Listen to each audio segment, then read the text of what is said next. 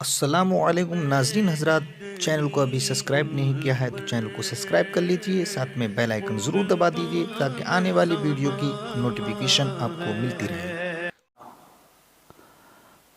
आज आपके सामने एक ऐसा अमल पेश करने की सआदत हासिल करूंगा जो अमल सैयदना गौसे पाक रदी अल्लाह तआला अन्हु के नज़दीक सबसे ज़्यादा पसंदीदा और बेहतरीन अमल है।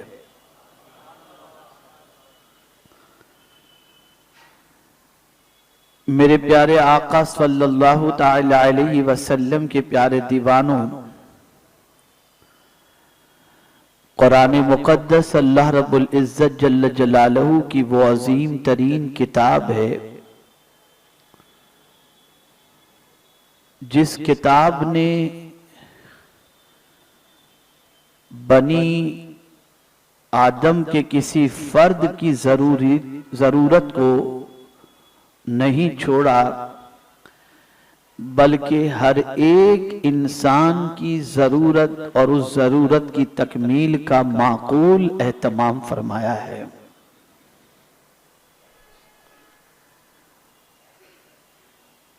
मेरे प्यारे आका सल्लल्लाहु तआला अलैहि वसल्लम के प्यारे दीवानों, इंसान को किसी भी किस्म की जरूरत हो या उसका कोई भी मसला हो, अल्लाह रब्बुल इज़्ज़त जल्ल जलालहू ने कुरान मुक़द्दस में उस मसले का हल रखा है।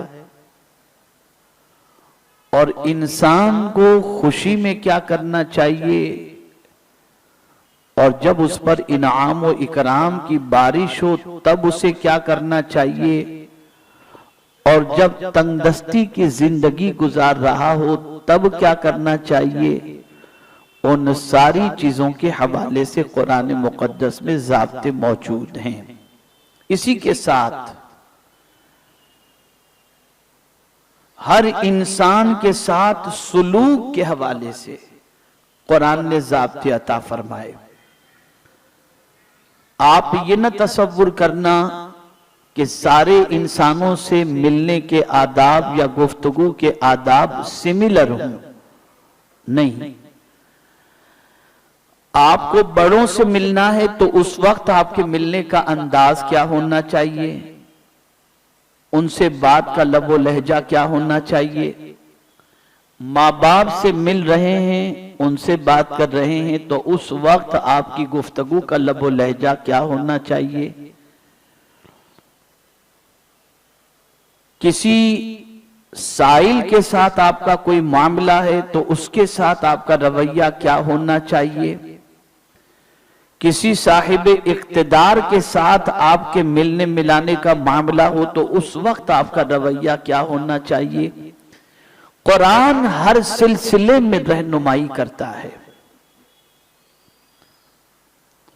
अब आज सैयदना गौसे पाक रदी अल्लाहुल मौला तबारक व तआला अन्हु के पसंदीदा अमल के हवाले से मैं जो बात पेश करने की सआदत हासिल करूंगा, उस अमल को बताने से पहले कुरान मुक़द्दस में उस अमल की अहमियत क्या है, सबसे पहले उसके हवाले से मैं कुछ बताऊं।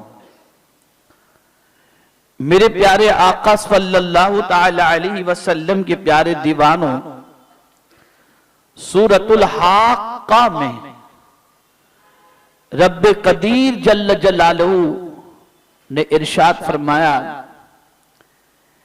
कि कल बरोज़े क़यामत जहन्नम के दारोगे से मेरा मौला फरमाएगा, खुजू फगुल्लू, उसे पकड़ लो और इसके गले में तोप डाल दो।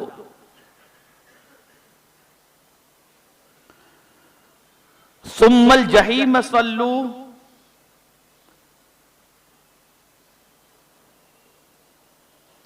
और फिर उसे भड़कती आग में डाल दो। पकड़ो, तोप डालो और उसके बाद भड़कती आग में डालो। यहां से ये बात समझ में आती है कि जिसे डालने का भड़कती हुई आग में हुक्म हो रहा है, इसका कोई ना कोई ऐसा जुर्म जरूर होगा जिसकी वजह से वो इस भड़कती हुई आग में डाला जा रहा है। तो कुरान उस पर से पर्दा उठाता है, बल्कि मजीद परवरदिगार उसके अजाब के इजाफे के साथ इरशाद फरमाता है कि फिर उसे भड़कती आग में धंसाओ, सुम्मा फी सिलसिलतिन ज़रउहा सबऊन ज़िराअन फस्लुकू, फिर ऐसी जंजीर में जिसका नाप 70 हाथ है उसे पिरो दो। ऐसी जंजीर जिसकी लंबाई 70 हाथ है, उस जंजीर को उसके अंदर उसके हाथ को परो दो। क्या मतलब? मुफस्सिरीन किराम इरशाद फरमाते हैं कि हाथों में बेड़ियां डालकर गर्दन के नीचे इस तरीके से उसे रख देना, और जो बेड़ियां उसके हाथों में डाली जाएंगी वो बेड़ियां लोहे की होंगी और वो लोहा जहन्नम का होगा। और फरमाया गया, अल्लाह अकबर, अगर उस लोहे को पहाड़ पर रखा जाए, लोहे का छोटा सा टुकड़ा अगर पहाड़ पर रखा जाए तो जिस तरीके से तांबा पिघलता है इस तरीके से वो पहाड़ पिघल जाएगा। ऐसे शख्स की गर्दन में 70 हाथ लंबा, 70 हाथ लंबी बेड़ी उसके अंदर पिरो दी जाएगी। अब उसका जुर्म कुरान बयान करता है कि यह अदाब क्यों होगा, यानी उसे भड़कती आग में धंसा दिया जाए, 70 हाथ लंबी जंजीर से जकड़ दिया जाए और उसे पकड़कर उसके गले में तोप डाल दिया जाए। ये रब्बे कदीर जल्ल जलालू जिस बंदे के हवाले से फरमाएगा उस बंदे का जुर्म क्या है, ये कौन से गुनाह के एवज के अंदर होगा। तो कुरान उस पर से पर्दा उठाते हुए इरशाद फरमाता है, इन्नहु कान ला युमिनु बिल्लाहिल अज़ीम, बेशक वो अजमत वाले अल्लाह पर ईमान न लाता था। अब आगे आप सुनिए, और दूसरा जुर्म उसका क्या था, वला यहुद्दु अला तआमिल मिस्कीन, और मिस्कीन को खाना देने की रगबत न देता था। एक जुर्म तो यह था कि अजमत वाले रब पर ईमान न लाता था, और दूसरा जुर्म उसका यह था कि वो मिस्कीन को खाना खिलाने की रगबत नहीं देता था। पता ये चला कि अगर कोई मिस्कीन को खाना खिलाने की रगबत न दे तो कल बरोज़े क़यामत अल्लाह रब्बुल इज्जत जल्ल जलालहू उसे जहन्नम के सख्त तरीन अजाब के अंदर गिरफ्तार फरमा देगा। यहां यह नहीं कहा जा रहा कि मिस्कीन को खाना नहीं खिलाता था, यह जुर्म नहीं बताया जा रहा है।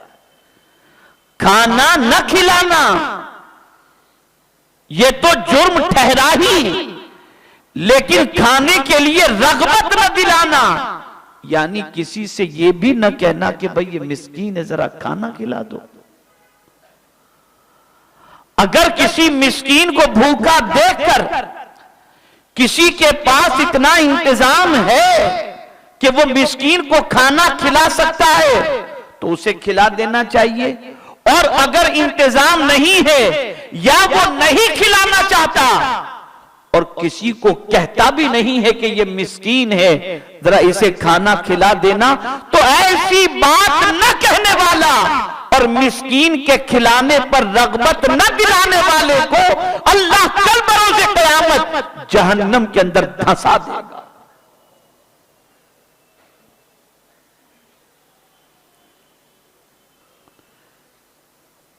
पता ये चला कुरान ये चाहता है, रब ये चाहता है कि उसका कोई बंदा भी भूखा रहने न पाए। हर बंदे तक गिज़ा पहुंच जाए और हर भूखे बंदे तक खाना पहुंच जाए।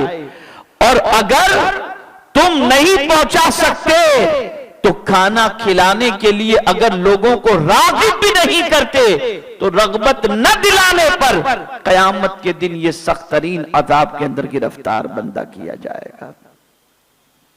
अब यहां एक हदीस कुदसी समाअत फरमा लें। हम ये समझते हैं कि भूखे को खाना खिलाकर हम उस पर कोई एहसान कर रहे, नहीं। आप जानते हैं क़यामत के दिन मेरा रब इरशाद फरमाएगा, मेरे बंदे मैं भूखा था, तूने मुझे खाना नहीं खिलाया।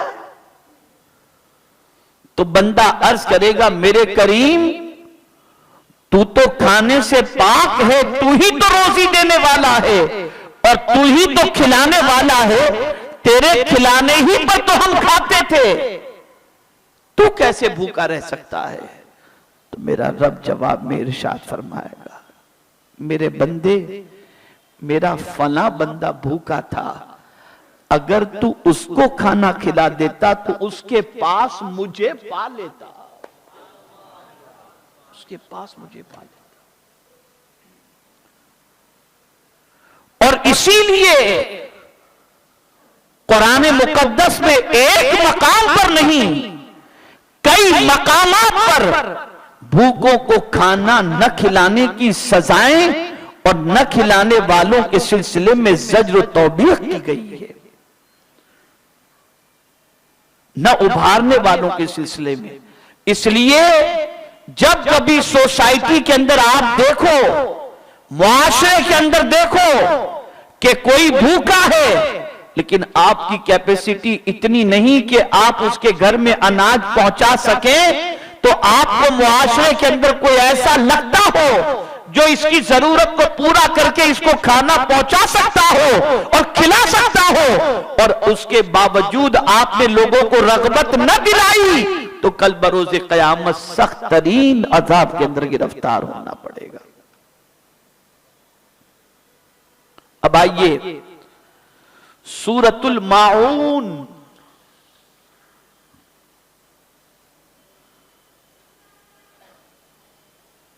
आप में से बहुत सारों को याद होगी।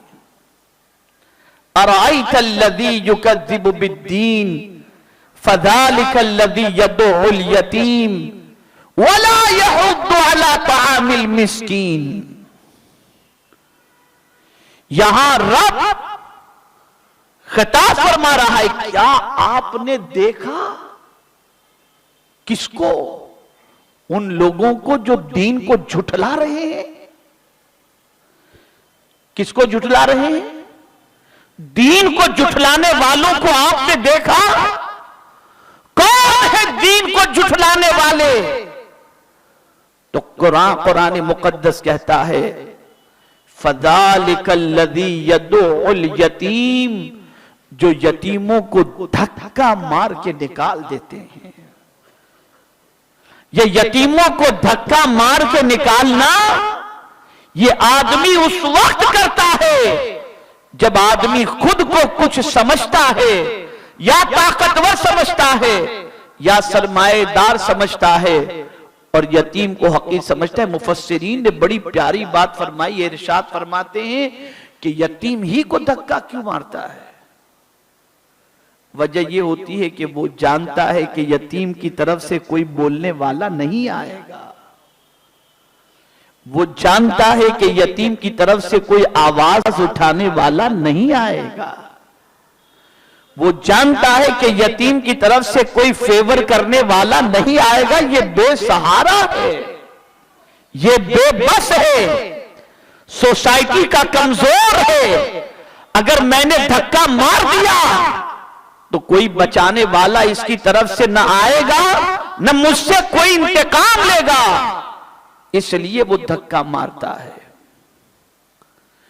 अगर कोई किसी यतीम को धक्का मार करके निकालता है तो कुरान की रोशनी में वो शख्स दीन को झुठलाने वाला है, वो गोया दीन को झुठला रहा है। और अगर कोई यतीम की परवरिश करे तो आकाए करीम सल्लल्लाहु अलैहि वसल्लम ने अपनी 2 उंगलियों को जमा करके फरमाया, यतीम की परवरिश करने वाला कल बरोज़े क़यामत मुझसे इस तरह करीब होगा जैसे ये 2 उंगलियां एक दूसरे से करीब हैं।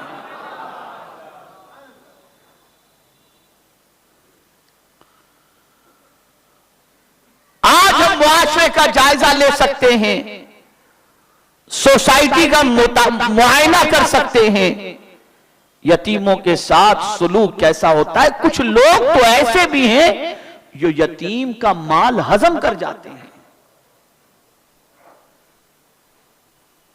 यतीम का माल खा जाते हैं। कुरान कहता है वो तो यतीम का माल खा रहा है, उसे नहीं खबर कि वो यतीम का माल खा रहा है या कुछ और खा रहा है। कुरान कहता है याकुलून फी बुतूनिहिम नारा, वो अपने पेट में जहन्नम की आग को भर रहा है जो यतीम के माल को खाता है, जो यतीम के माल को खाता है। आकाए करीम सल्लल्लाहु अलैहि वसल्लम की बारगाह में एक सहाबी हाजिर आए और अर्ज करने लगे, या रसूल अल्लाह सल्लल्लाहु तआला अलैहि वसल्लम, मेरा दिल बड़ा सख्त हो चुका है, कोई नुस्खा बताएं जिसकी वजह से मेरा दिल नर्म हो जाए, दिल नर्म हो जाए। मेरे आका सल्लल्लाहु अलैहि वसल्लम ने फरमाया, यतीम के सर पर हाथ फेरो, अल्लाह तुम्हारे दिल को नर्म कर देगा। जिस दस्तरखान पर या जिस घर के अंदर यतीम होता है, अल्लाह की तरफ से रहमतों का नुज़ूल होता है, नुज़ूल होता है। तो जो शख्स यतीम को धक्के मार करके निकाले, कुरान की रोशनी में वो दीन को झुठलाने वाला है। और फिर दीन को झुठलाने वाले के दूसरे सबब की तरफ कुरान ने बयान किया कि और कौन सा सबब है जिसकी वजह से दीन को झुठलाने वाला है, जिसको देखने का हुक्म दिया गया। तो कुरान कहता है वला यहुद्दु अला तामिल मिस्कीन, और मिस्कीन को खाना देने की रग़बत नहीं देता। यहां भी वही बात आई, यानी लोगों को, भूखों को खाना खिलाने की रग़बत नहीं देता। अगर कोई रग़बत न दिलाए तो कुरान की रोशनी में वो दीन को झुठलाने वाला है, दीन को झुठलाने वाला है। मेरे प्यारे आका सल्लल्लाहु तआला अलैहि वसल्लम के प्यारे दीवानों, मजीद आप सूरह फज्र की कुछ आयतें समाअत फरमाएं। अल्लाह अज़्ज़ व जल्ल ने इरशाद फरमाया, फ़अम्मल इंसानु इज़ा मब्तलाहु रब्बुहु फ़अकरमहु व नअमहु फ़यक़ूलु रब्बी अकरमन। साइकोलॉजिकल आप समझें, नफ्सियाती तौर पर इस वक्त सिर्फ आप ही नहीं सुन रहे, दुनिया के कई मुल्कों के लोग भी गोश बर आवाज हैं, हर एतबार के लोग, हर किस्म के लोग सुन रहे हैं। तो जरा मैं तवज्जो चाहूंगा सूरह फज्र की इस आयत की तरफ। कुरान कहता है फ़अम्मल इंसानु इज़ा मब्तलाहु रब्बुहु फ़अकरमहु व नअमहु फ़यक़ूलु रब्बी अकरमन। लेकिन आदमी तो जब उसे उसका रब आजमाए कि उसको जाह और नेमत दे, जब तो कहता है मेरे रब ने मुझे इज्जत दी। यानी रब्बे कदीर जल्ल जलालहू किसी बंदे को नेमत दे दे, कोई मर्तबा दे दे, और ये दोनों चीजें मिले ना, इसको जहन में रखिएगा कि जब जब नेमत मिले समझ लेना आप इम्तिहान में आ गए। इसलिए कि जिसके पास कुछ है ही नहीं उससे सवाल क्या होगा? सवाल तो उससे होगा जिसके पास कुछ है। तो अल्लाह जब किसी को नेमत और मर्तबा देता है तो वो आजमाइश में आ गया।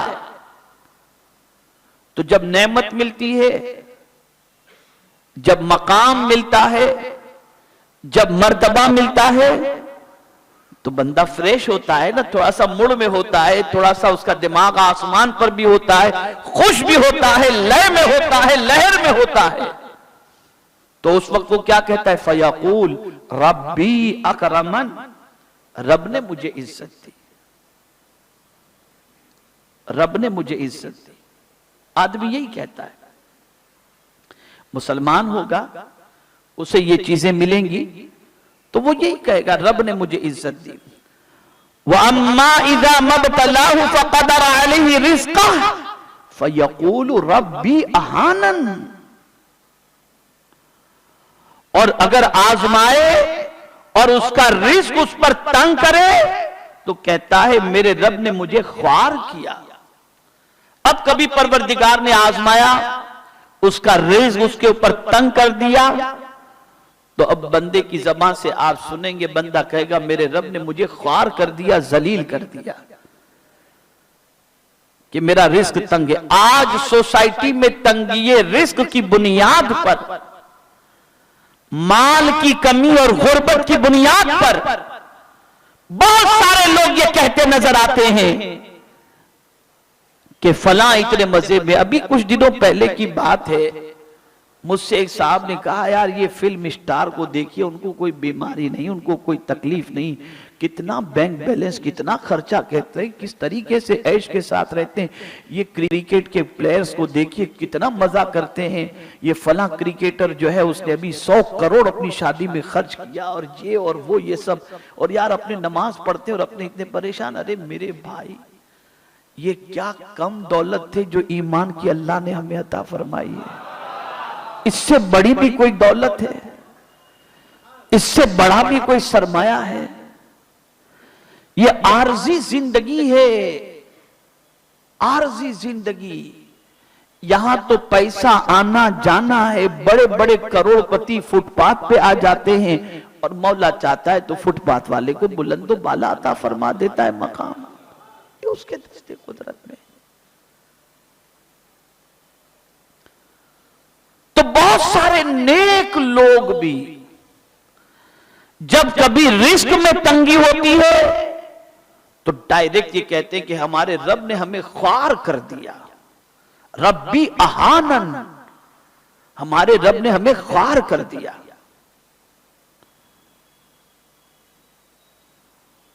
अब कुरान आगे क्या कहता है?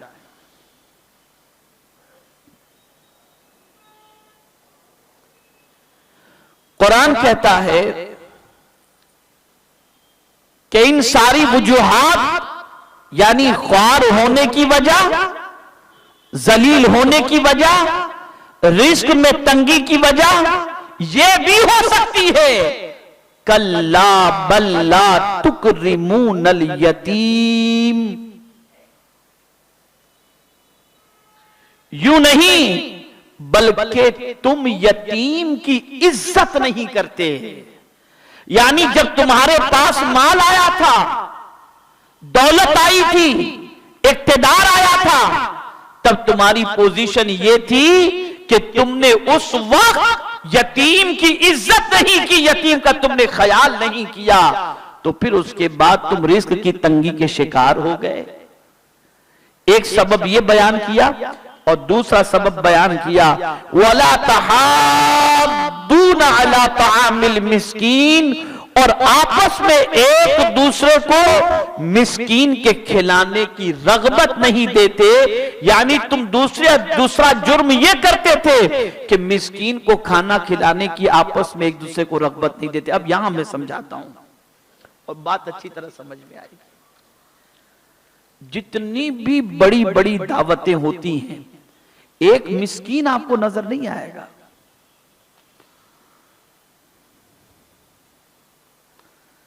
बल्कि मुझे तो ऐसे जालिम अफराद भी मालूम हैं जो शादी कार्ड जब तकसीम करते हैं तो किसी को कहेंगे भाई आपको मैं देता हूं 5-7 आदमी को दे दीजिएगा, तो उनसे कहते हैं जरा देख कर दीजिएगा, कोट पैंट पहनकर आने वाला हो, जरा सही आदमी हो, किसी चलते हुए राहगीर को मत दे देना कि आए तो मेरी इज्जत चली जाए।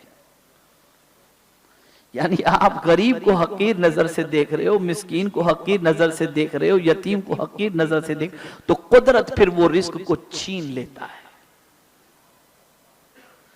और मुफस्सिरीन फरमाते हैं अगर कोई ये तसव्वुर करे कि मिस्कीन को देकर मिस्कीन पर एहसान कर रहा है, मुफस्सिरीन फरमाते हैं नहीं नहीं, अगर मिस्कीन कबूल कर ले तो ये उसका एहसान है, इसलिए कि तुम्हारे माल के अंदर अल्लाह ने उसका हिस्सा रखा है, उसका हिस्सा रखा है।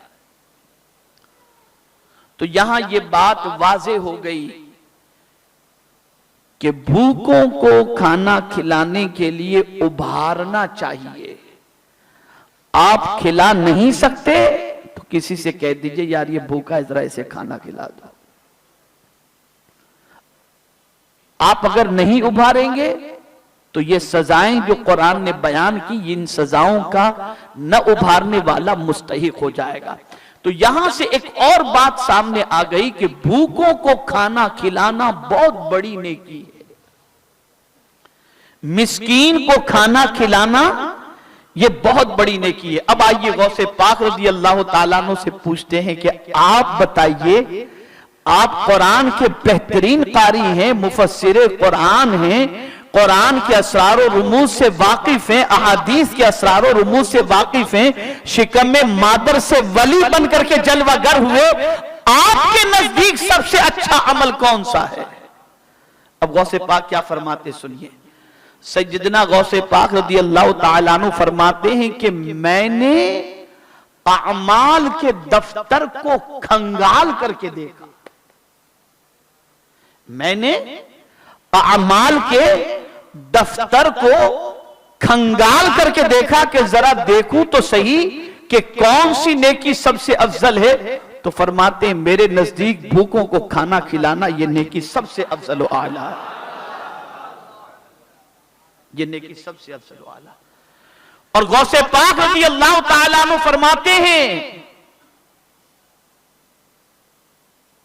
कि मुझे अगर कुदरत सारी दुनिया की दौलत अता कर दे तो मैं सारी दौलत को भूखों को खाना खिलाने में खर्च कर दूं। खुदा की कसम, ये उनका वो अमल था जो वो जमीन पर थे तब भी जिंदा था, और आज जमीन के अंदर है तब भी वो अमल उनका जिंदा है कि आज भी उनके नाम के लंगर जारी है और उनके नाम पर भूखों को खाना खिलाया जा रहा है। तो ये यूं ही नहीं खिलाया जाता, ये कुरान से साबित है। और अल्लाह वाले कोई अमल तबीयत से मुताबिक नहीं करते, शरीयत के मुताबिक करते हैं। इससे आप अंदाजा लगाएं कि भूखों को खाना खिलाना ये कितनी बड़ी नेकी है, कितना बड़ा अमल है। सैयदना गौसुस सकलैन रज़ियल्लाहुल मौला तबारक व तआला अन्हु ने पूरी जिंदगी लोगों को खाना खिलाया। अब एक वाकया समाअत फरमाएं। सैयदना गौसे पाक रज़ियल्लाहु तआला अन्हु भूख से निढाल थे और शिद्दत भूख की वजह से खाने के लिए कोई चीज मयस्सर नहीं थी। एक सराय में पहुंचे, सोचा कि वहां चला जाऊं, शायद मेरे पेट की आग के बुझने का कोई एहतमाम हो। तो देखा वहां पहले से कई सूफिया और बुजुर्ग बैठे हुए, तो आप वहां से उठ के चले गए, मस्जिद में पहुंचे। एक साहब आपके सामने किनारे पर बैठकर अपनी थैली में से सूखा गोश्त निकालकर खाने लगते हैं। गौसे पाक को उन्होंने देखा तो कहा आप भी लेंगे? तो गौसे पाक ने पहला सवाल पूछा, आप कहां से तशरीफ लाए हैं? उसने कहा मैं जीलान से आया हूं। फिर उसने पूछा आप कहां के हैं? तो गौसे पाक ने फरमाया मैं भी जीलान का हूं। तो उस शख्स ने पूछा आपका नाम? का मुझे अब्दुल कादिर कहते हैं। बस उसकी आंखों से आंसू जारी हो गए। तवज्जो चाहूंगा, उसकी आंखों से आंसू जारी हो गए। गौसे पाक ने फरमाया तू क्यों रो रहा है? कहा हुजूर मैं आप ही को कई दिनों से तलाश कर रहा था। तलाश करने की वजह? कहा जब मैं यहां के लिए निकल रहा था तो आपकी वालिदा ने कुछ रकम आपके लिए दी थी। मैं जब यहां पहुंचा बगदाद में तो मेरे पास जितनी रकम थी वो सारी रकम खत्म हो गई और मैं भूख से निढाल था। तो मैंने आपकी रकम का इस्तेमाल करना शुरू किया और आप ही की रकम से मैंने ये गोश्त खरीदा है जिसे मैं खाने जा रहा हूं। ये मेरा नहीं, ये आप ही का है, लीजिए इसे कबूल फरमा लीजिए। और ये बाकी रकम बची है, इसे भी कबूल फरमा लें। कुर्बान जाइए मेरे गौस की अजमत पर। सैयदना गौसे पाक ने थोड़ी सी रकम उससे ली और बाकी रकम उसे लौटा दी। भूखे होने के बावजूद बाकी रकम उसे लौटा दी और फरमाया मुझसे ज्यादा हाजतमंद तू है, तू इसे कबूल कर ले, तेरे ये काम रकम आ जाएगी और ये खाना भी तू खाकर अपने पेट की आग को बुझा दे। आप क्या समझते हो भूखों को खाना खिलाना कितनी बड़ी नेकी है? ये कितना बड़ा अमल है।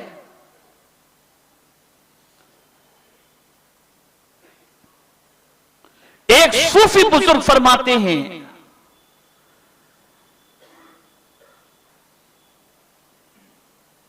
जब उनसे पूछा गया कि हुस्ने अखलाक किसे कहते हैं, हुस्ने अखलाक किसे कहते हैं, तो जवाब में इरशाद फरमाते हैं मौला बगैर भेदभाव के कि ये काफिर है या मुसलमान, सबको खाना अता करता है। जो उसे मानता है उसे भी देता है, जो उसे नहीं मानता उसे भी देता है। तो उसने अखलाक ये है भूखा कोई भी हो, चाहे कैसा भी हो, जानवर भी हो, तो उसे खाना खिला दे। ये है हुस्ने अखलाक, ये है हुस्ने अखलाक।